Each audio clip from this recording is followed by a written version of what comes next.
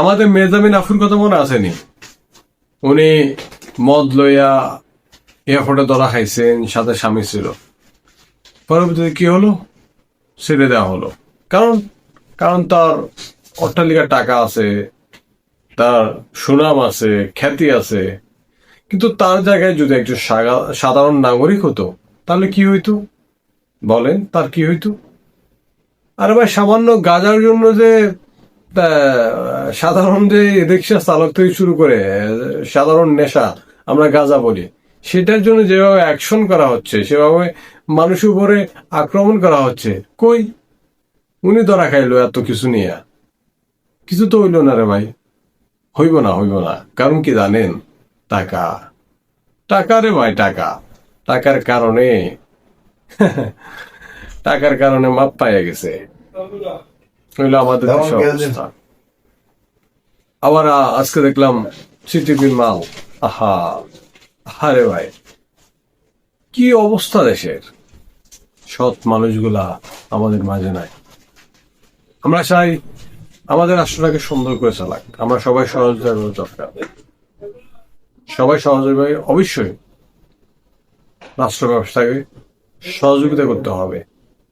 তবে এই ধরনের বড় বড় সেলিব্রিটিরা যদি অন্যায় করে, অবশ্যই তাদেরও বিচারের আওতায় আনতে হবে। আমার কাছে মনে হয়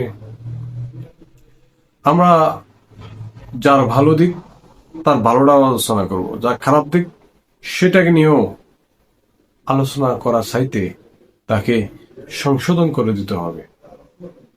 ঠিক আছে? তো আমার কাছে মনে হয় আমাদের দেশের মানুষ থেকে শুরু করে, সাধারণ মানুষ থেকে শুরু করে, সর্বোপরি সর্বোচ্চ পর্যায়ে সকল মানুষকে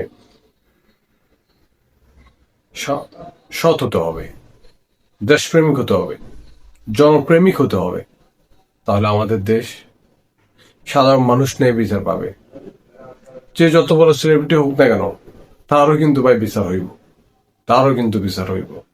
যদি আমাদের সমাজটাকে সুন্দর করে আমরা গঠন করতে হয়, তাহলে আমরা আইনের সঠিক ব্যবহার করতে হবে।